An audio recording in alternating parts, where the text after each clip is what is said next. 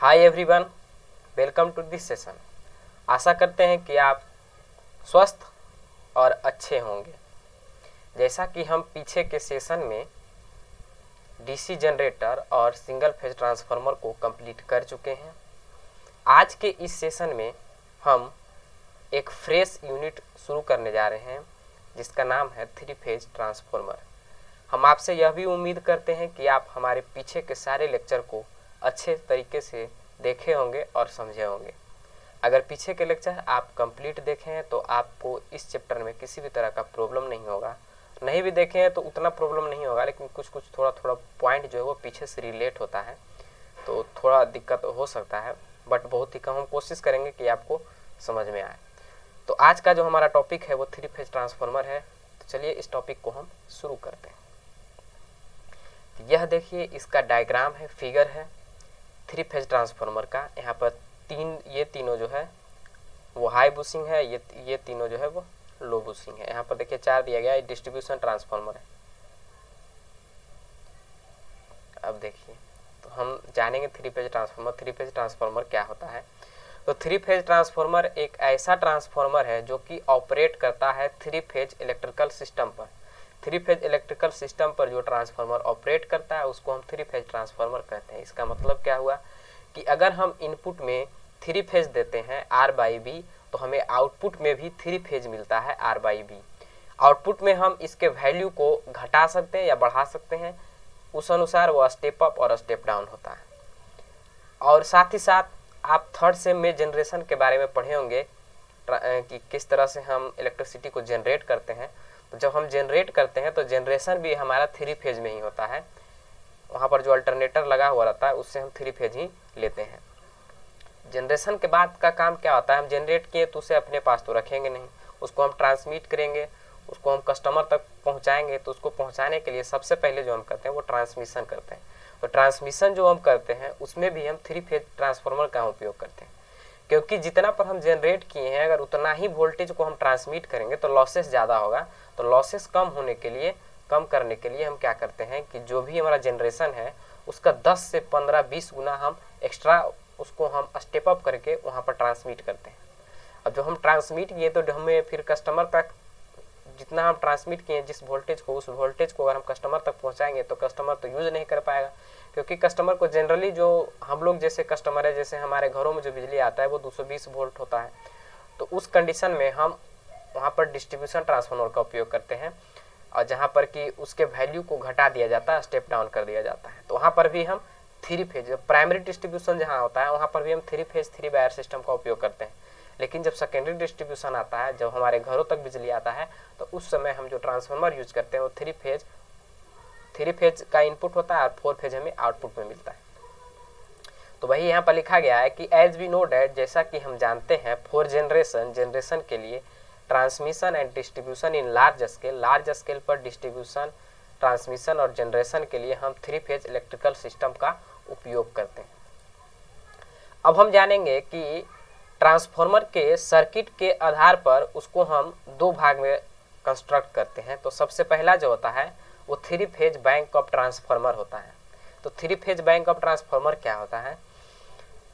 हम जैसा कि हम पीछे पढ़े थे कि सिंगल फेज ट्रांसफार्मर के बारे में पढ़ चुके थे। तो 3 फेज बैंक ट्रांसफार्मर में हम क्या करते हैं कि 3 फेज के लिए 3 अलग अलग ट्रांसफार्मर का उपयोग करते हैं। तो उस कंडीशन में अगर 3 अलग अलग ट्रांसफार्मर का उपयोग करेंगे तो वह जो प्रोसेस होता है उसको हम 3 फेज बैंक ऑफ ट्रांसफार्मर करते हैं। दूसरा होता है single unit of 3 phase transformer. इसमें हम क्या करते हैं कि एक ही जो ट्रांसफार्मर है उसका उपयोग करते हैं और उसमें 6 बाइंडिंग का उपयोग करते हैं।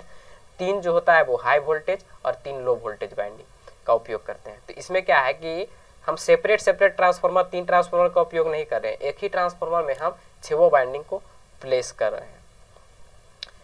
अब देखिए, इसका हम 3 फेज ट्रांसफार्मर के बारे में पहले 3 फेज बैंक ट्रांसफार्मर के बारे में पढ़ते हैं क्या होता है। तो इस देखिए इसमें लिखा गया है कि 3 separate single phase transformer are suitably connected for 3 phase operation, such an arrangement is called 3 phase bank transformer. वही बात जो पीछे बताए थे कि 3 सेपरेट सिंगल मतलब 3 अलग अलग सिंगल फेज ट्रांसफार्मर को हम जब कनेक्ट करते हैं 3 फेज ऑपरेशन के लिए, जब उसको हम अरेंज करते हैं तो उस कंडीशन में इसको हम थ्री फेज बैंक ट्रांसफार्मर कहते हैं। मतलब single unit, single phase transformer का सिंगल यूनिट 3 यूनिट मिलाकर जब हम जो ट्रांसफार्मर के अरेंजमेंट को बनाते हैं उस अरेंजमेंट को हम थ्री फेज बैंक ट्रांसफार्मर कहते हैं। जैसे कि देखिए यहाँ पर फिगर में ये सिंगल फेज ट्रांसफार्मर 1, 2, 1, 3 ट्रांसफार्मर का उपयोग कर रहे हैं। यहाँ पर 3 जो होगा वो सप्लाई होगा, 3 1 2 3 R/B तीनों सप्लाई है। और यहाँ पर देखिए ये थ्री फेज का आउटपुट होगा 1 2 और 3। यहाँ पर प्राइमरी और सेकेंडरी दोनों जो होता है ट्रांसफार्मर का वह स्टार में कनेक्टेड होता है। मतलब प्राइमरी वाइंडिंग और सेकेंडरी वाइंडिंग दोनों को दोनों स्टार में कनेक्टेड होता है। अब हम नेक्स्ट टॉपिक हमारा है single unit three phase transformer. इसमें क्या कहता है कि जब हम एक सिंगल यूनिट में सिंगल यूनिट जो है थ्री फेज ट्रांसफार्मर का, उसमें हम थ्री फेज को एक ही स्ट्रक्चर में कंबाइन कर देते हैं। एक ही स्ट्रक्चर में हम तीनों छो बाइंडिंग जो है उसको हम रिप्लेस कर देते हैं। तो उस सिचुएशन में जो उस कंस्ट्रक्शन के आधार पर या उस अरेंजमेंट को हम single unit three phase transformer कहते हैं। जैसे देखिए यह फिगर में दिखाया गया है कि यहाँ पर क्या कर रहे हैं कि एक ही कोर हम लिए हैं और उसमें लो वोल्टेज बाइंडिंग और हाई वोल्टेज बाइंडिंग, 2 बाइंडिंग यहाँ हुआ, 2 बाइंडिंग यहाँ और 6 बाइंडिंग, 6 बाइंडिंग को एक ही जो कोर है उस पर हम प्लेस कर देते हैं। तो इस अरेंजमेंट को हम single unit three phase transformer कहते हैं। और आप इसमें हम कंस्ट्रक्शन जो है थ्री फेज ट्रांसफार्मर का उसको हम एनिमेशन वीडियो के थ्रू आपको लास्ट में दिखाएंगे, जिससे कि आपको कंस्ट्रक्शन में किसी भी तरह का कोई दिक्कत नहीं होगा। कंस्ट्रक्शन वैसे हम सिंगल फेज ट्रांसफार्मर में भी बता चुके हैं, लेकिन यहाँ पर हम कम्प्लीटली एनिमेशन के थ्रू आपको बताएंगे। तो आपको चीज़ें जो है जो भी चीज़ उसमें जो भी उसका पार्ट है वो कंप्लीट दिखेगा और आपको अच्छा से समझ में आएगा। तो अब देखिए हमारा नेक्स्ट टॉपिक है कि difference between three phase transformer bank and single unit three phase transformer. कह रहा है कि हम डिफरेंस देखेंगे कि transformer bank three phase transformer bank में और single unit three phase transformer में कि क्या क्या डिफरेंस है दोनों का। तो सबसे पहले है कि three phase are magnetically isolated and electrically connected either star और इन डेल्टा। जो थ्री फेज ट्रांसफार्मर बैंक है उसमें क्या था कि 3 अलग अलग ट्रांसफार्मर का हम उपयोग कर रहे थे, जिसके कारण कि वो मैग्नेटिकली तो आइसोलेटेड था, मतलब मैग्नेटिकली उसमें कनेक्शन नहीं था, लेकिन सिर्फ और सिर्फ इलेक्ट्रिकली कनेक्टेड था। जैसे कि आपको हम फिगर से बताते हैं। जैसे देखिए यहाँ पर आप खुद देखिए कि पहला ट्रांसफार्मर, दूसरा ट्रांसफार्मर, तीसरा ट्रांसफार्मर, तीनों ट्रांसफार्मर एक दूसरे से मैग्नेटिकली कनेक्टेड है? बिल्कुल नहीं, डायरेक्ट सिर्फ जो है इलेक्ट्रिकली सब में कनेक्शन है। इसका कनेक्शन इससे, इसका कनेक्शन इससे, सब इलेक्ट्रिकली कनेक्टेड है लेकिन मैग्नेटिकली कनेक्टेड तो नहीं है। तो वही बोला है कि थ्री फेज इसमें जो three phase bank transformer bank है उसमें जो है वह मैग्नेटिकली आइसोलेटेड होता है और इलेक्ट्रिकली कनेक्टेड होता है, या तो स्टार में या तो डेल्टा में। जबकि single unit three phase transformer है तो क्या होगा, मैग्नेटिकली भी कपल्ड होगा और साथ ही साथ इलेक्ट्रिकली भी कनेक्टेड होगा। तो दोनों होता है और दोनों स्टार और डेल्टा में होता है। सेकेंड पॉइंट कर रहा है कि in this 3 individual single phase magnetic circuit are required. यहाँ पर 3 अलग अलग इंडिविजुअल, जब 3 अलग अलग ट्रांसफार्मर है तो 3 अलग अलग मैग्नेटिक सर्किट भी होगा। लेकिन single unit three phase transformer में एक ही मैग्नेटिक सर्किट होता है, जो कि सिंगल क्या करे, three phase single magnetic circuit is required. Three phase का एक सिंगल मैग्नेटिक सर्किट का हमें रिक्वायरमेंट होता है। इसका अगला पॉइंट कर रहा है कि it give more reliable power supply. इसमें जो पावर सप्लाई है वो ज़्यादा रिलायबल होता है as comparison to single unit three phase transformer. लेकिन इसमें जो है वह थोड़ा कम होता है, क्योंकि इसमें जो फॉल्ट होता है उसको रिप्लेस करना थोड़ा मुश्किल होता है। नेक्स्ट हमारा पॉइंट कर रहा है कि अगर if one phase get fault, अगर एक फेज में फॉल्ट आता है, it can supply power to load by open delta connection. तब थ्री फेज ट्रांसफार्मर बैंक में क्या है कि अगर एक ट्रांसफार्मर खराब भी हो गया तो उस कंडीशन में 2 फेज के साथ वह ओपन डेल्टा कनेक्शन का फॉर्मेशन कर लेगा। वहाँ पर तो सप्लाई डिस्टर्ब नहीं होगा, थोड़ा उसका वैल्यू में चेंज हो सकता है लेकिन वहाँ पर सप्लाई कंटिन्यू ही रह जाएगा। लेकिन इस कंडीशन में single unit three phase transformer में अगर एक भी फेज डैमेज हो गया तो वह 2 फेज से सप्लाई नहीं दे सकता है। नेक्स्ट कह रहा है कि cost of three phase bank is more for same rating. अगर एक ही रेटिंग का single unit three phase transformer लेते हैं और थ्री फेज ट्रांसफार्मर बैंक लेते हैं तो उस कंडीशन में थ्री फेज ट्रांसफार्मर बैंक का जो कॉस्टिंग होगा, जो इसका प्राइस होगा वो ज़्यादा होगा, क्योंकि यहाँ पर सेपरेट 3 ट्रांसफार्मर का उपयोग कर रहे हैं। तो जाहिर सी बात है कि यहाँ पर इसका जो कॉस्ट होगा वो ज़्यादा होगा। As comparison to single unit three phase transformer. तो इसका देखिए वही लिखा गया है कि it's cost is less as compare to three phase bank transformer. अब जो हमारा नेक्स्ट है वह है कि एडवांटेज क्या है single unit three phase transformer का over transformer bank. Three phase single unit का एडवांटेज क्या है ट्रांसफार्मर बैंक के कंपेरिजन में। तो सबसे पहला है कि it take less space. Three phase जो single unit three phase transformer है यह स्पेस कम लेगा क्योंकि ये एक ही ट्रांसफार्मर है। और वहाँ पर जो हम यूज कर रहे थे ट्रांसफार्मर बैंक उसमें क्या था, अलग अलग 3 ट्रांसफार्मर का उपयोग करें तो वो एरिया भी ज़्यादा लेगा, तो उसका स्पेस ज़्यादा होगा। दूसरा कह रहा है कि इट इज़ लाइटर, मतलब कि जो है single unit three phase transformer वह हल्का होगा क्योंकि एक ही यूनिट है वहाँ पर, और उसका स्मॉलर होगा, उसका साइज भी छोटा होगा और सस्ता भी होगा। जबकि ट्रांसफार्मर बैंक में क्या है कि जब 3 ट्रांसफार्मर का उपयोग कर रहे हैं तो वह भारी भी होगा क्योंकि 3 अलग अलग ट्रांसफार्मर सबका अलग अलग वेट होगा, तीनों का तो वेट ज़्यादा होगा। साथ ही साथ उसका एरिया जो है वो बड़ा होगा, उसका साइज जो होगा वो लार्ज हो जाएगा 3 को मिलाएंगे तब, और साथ ही साथ वो कॉस्टली होगा। नेक्स्ट कर रहा है it is slightly more efficient. Single unit three phase transformer जो है यह ज़्यादा इफिशियंट होता है।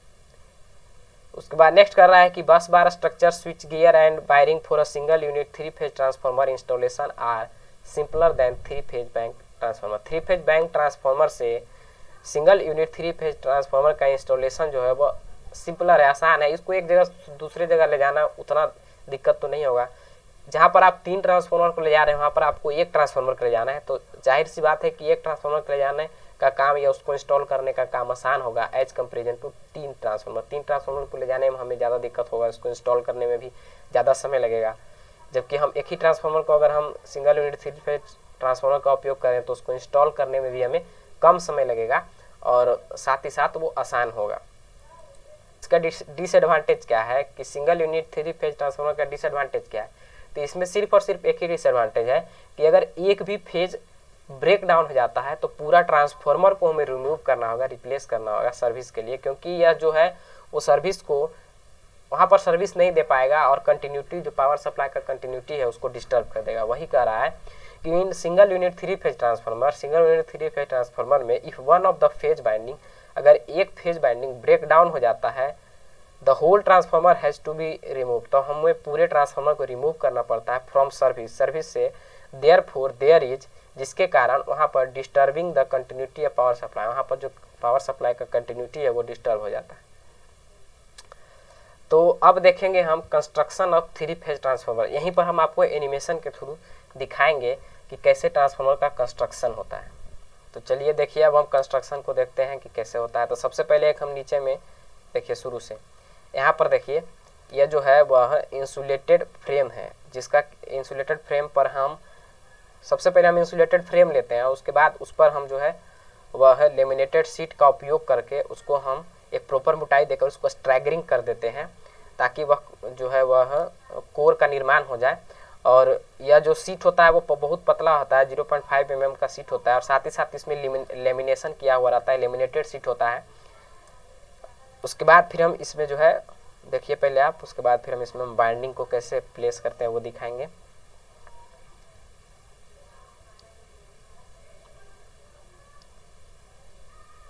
अब देखिए यह जो है जो सिंगल यूनिट ट्रांसफार्मर था उसमें 2 लिम्ब था, लेकिन यहाँ पर थ्री फेज ट्रांसफार्मर जो है उसमें देखिए 1 लिम्ब, 2 लिम्ब, 1 3 लिम्ब। तो इस पर भी बाइंडिंग होगा, इस पर भी बाइंडिंग होगा और इस पर भी बाइंडिंग होगा, तीनों पर बाइंडिंग होगा। अब देखिए इसमें दिखाया जाएगा कि कैसे बाइंडिंग होता है। तो यहाँ पर देखिए बाइंडिंग करने के पहले हम यहाँ पर इंसुलेटिंग मटेरियल का उपयोग कर लेते हैं। यह हम क्यों यूज करते हैं, इसका यूज करने का सिर्फ एक ही मकसद होता है कि अगर किसी भी तरह से अगर इसका उपयोग हम नहीं करेंगे तो हो सकता था कि यह जो फ्रेम है इसमें वो तार जो है उसका टच कर जाएगा तो क्या होगा, इसका पूरा फ्रेम में करंट आ जाएगा। तो वह करंट को रिप्लेस करने के लिए ही हम उसको करंट ना आए इसके लिए हम इंसुलेटिंग मटेरियल का उपयोग करते हैं। जैसे देखिए अब इसमें हम वायरिंग का लगा रहे हैं, तो बाइंडिंग में देखिए क्या हो रहा है कि इसमें हम लो वोल्टेज बाइंडिंग सबसे पहले डालते हैं। लो वोल्टेज बाइंडिंग इसलिए डालते हैं क्योंकि इसका रेजिस्टेंस कम होता है। रेजिस्टेंस कम होगा तो क्या होगा कि हीट कम होगा। जब हीट कम होगा तो उस केस में यहाँ पर जो हम इंसुलेशन यूज कर रहे हैं वो हम उतना हाई लेवल का इंसुलेशन नहीं यूज कर सकते हैं। उसके कम जैसे हाई वोल्टेज बाइंडिंग में क्या है कि वहाँ पर जो रेजिस्टेंस ज़्यादा था तो हीट ज़्यादा प्रोड्यूस हो रहा है, तो वो इंसुलेशन को ख़राब करेगा। तो उसके कारण वहाँ पर हम अच्छा क्वालिटी का इंसुलेशन यूज करते हैं। जबकि हम लो वोल्टेज बाइंडिंग को अगर हम सबसे नीचे में डालेंगे तो उसका रेजिस्टेंस कम है तो वहाँ पर हीट कम प्रोड्यूस होगा, जिसके कारण हम यहाँ पर नॉर्मल इंसुलेशन का उपयोग कर सकते हैं। तो वही सबसे पहले हम लो वोल्टेज बाइंडिंग को डालते हैं, और लो वोल्टेज बाइंडिंग का जो वायर होता है वो थिक होता है, मोटा वायर होता है, और इसमें नंबर ऑफ टर्न जैसे ही थिक है तो इसमें नंबर ऑफ टर्न कम होगा, तो नंबर ऑफ टर्न भी कम होगा और थिक होगा, इसका रेजिस्टेंस कम होगा, तो यहाँ पर हीट कम प्रोड्यूस होगा, तो इंसुलेशन का डैमेज होने का चांसेस कम होता है। यहीं पर अगर हम हाई वोल्टेज मतलब पतला जो वायर है, अगर यही जो है थिक वायर, उसके जगह पर हम थिन वायर का उपयोग कर ले तो क्या होगा कि उसका तो एरिया कम होगा, एरिया कम होगा तो रेजिस्टेंस ज़्यादा होगा, क्योंकि रेजिस्टेंस का क्या होता है R equal to rho L upon A, तो एरिया कम होगा तो रेजिस्टेंस ज़्यादा होगा, रेजिस्टेंस ज़्यादा होगा तो लॉसेस हीट के फॉर्म में जो लॉस होता है आई स्क्वायर आर, वो लॉसेस ज़्यादा होगा, और आई स्क्वायर आर के कारण जो हीट प्रोड्यूस होगा, जिसके कारण कि यहाँ पर जो इंसुलेशन हम यूज कर रहे हैं वो इंसुलेशन डैमेज हो जाएगा।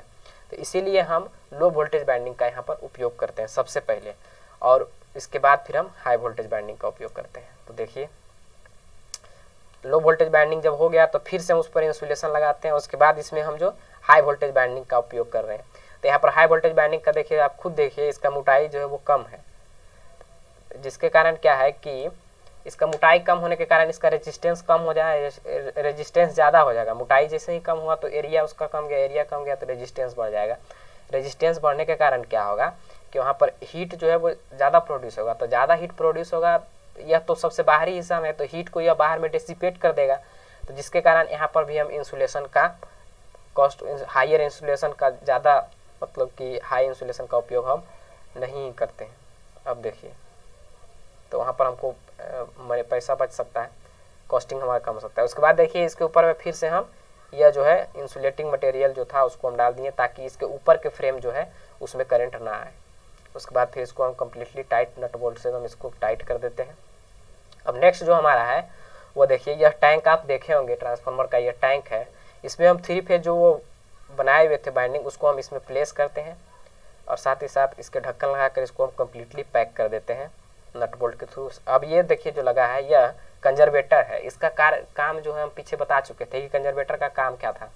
कंजर्वेटर का सिंपली यही काम था कि इसको हम ट्रांसफार्मर के, अगर ट्रांसफार्मर जो वायल है वह एक्सपैंड हो रहा है तो उस कंडीशन में ट्रांसफार्मर से वायल निकल कर इस कंजर्वेटर में चला आता है, और जब यहाँ पर तेल ठंडा होता है तो जब सिकुड़ता है तो इसका वॉल्यूम लेवल घटता है, तो यहाँ पर से तेल निकल कर ट्रांसफार्मर के टैंक का जो वायल का लेवल है उसको मेंटेन रखता है। तो यही कंजर्वेटर का काम है। तो कंजर्वेटर जो है वो डायरेक्टली कनेक्टेड होता है टैंक से। यहाँ पर देखिए ये वायल इंडिकेटर है, वायल लेवल इंडिकेटर की ट्रांसफार्मर में कितना वायल है कंजर्वेटर में वो आपको दिखाएगा, और साथ ही साथ कंजर्वेटर से एक ब्रीदर लगा होता है। यहाँ पर ये जो है इसमें सिलिका जेल भरा हुआ रहता है। अब देखिए यह जो है वो बकज रिले है, इसका काम हम बताए थे कि बकज रिले है वो ट्रांसफार्मर के किसी भी तरह के इंटरनल फॉल्ट को सेंस करता है और सर्किट ब्रेकर को मैसेज देता है, कमांड देता है। तो यह देखिए बकज रिले है।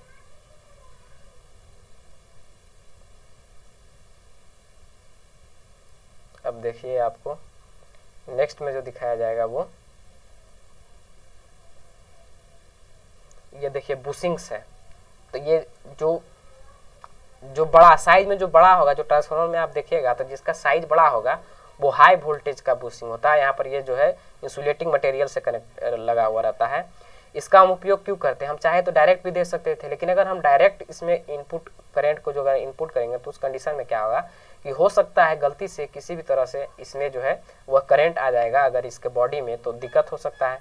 तो बॉडी में करंट आने से बचाने के लिए हम यह बुशिंग का उपयोग करते हैं, जो कि इंसुलेटिंग मटेरियल का बना होता है। तो जो साइज में बड़ा होता है वो हाई वोल्टेज बुशिंग होता है, इसमें हम हाई वोल्टेज अप्लाई करते हैं, और एक देखिए 3 का जो उपयोग करेंगे वह छोटा होगा। देखिए अब 3 बुशिंग का और यूज करेंगे जो कि छोटा होगा, जो कि इसको हम लो वोल्टेज बुशिंग कहेंगे। इसमें देखिए जो ये सब यूज कर रहे हैं इंसुलेटिंग मटेरियल, उसका भी साइज बहुत छोटा छोटा है। और ये जो है वो देखिए एक्सप्लोशन वेंट है कि एक्सप्लोशन वेंट क्या होता है। तो ट्रांसफार्मर में जब ट्रांसफार्मर का प्रेशर हाई हो जाता है तो उस कंडीशन में उस प्रेशर को रिलीज करने के लिए हम एक्सप्लोशन वेंट का उपयोग करते हैं। तो ओवरऑल यह जो था वह आपका कंस्ट्रक्शन था ट्रांसफार्मर का। एक बार आप फिर से शुरू से इसका कंप्लीट देख लीजिए, हम प्ले कर देते हैं, आप शुरू से एक बार देख लीजिए। देखिए कैसे कैसे हो रहा है, आप एक बार शुरू से अच्छा से खुद देखिए।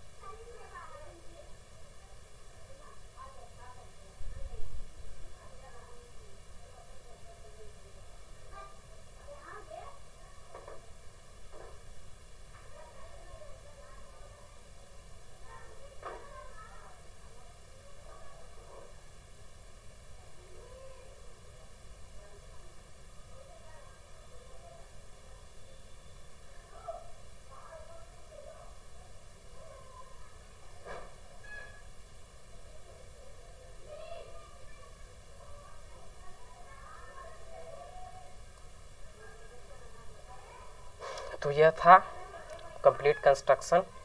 तो आशा करते हैं कि आपको कंस्ट्रक्शन ट्रांसफार्मर का अच्छा से समझ में आया होगा और साथ ही साथ आप 3 फेज ट्रांसफार्मर के बारे में बहुत कुछ जाने होंगे।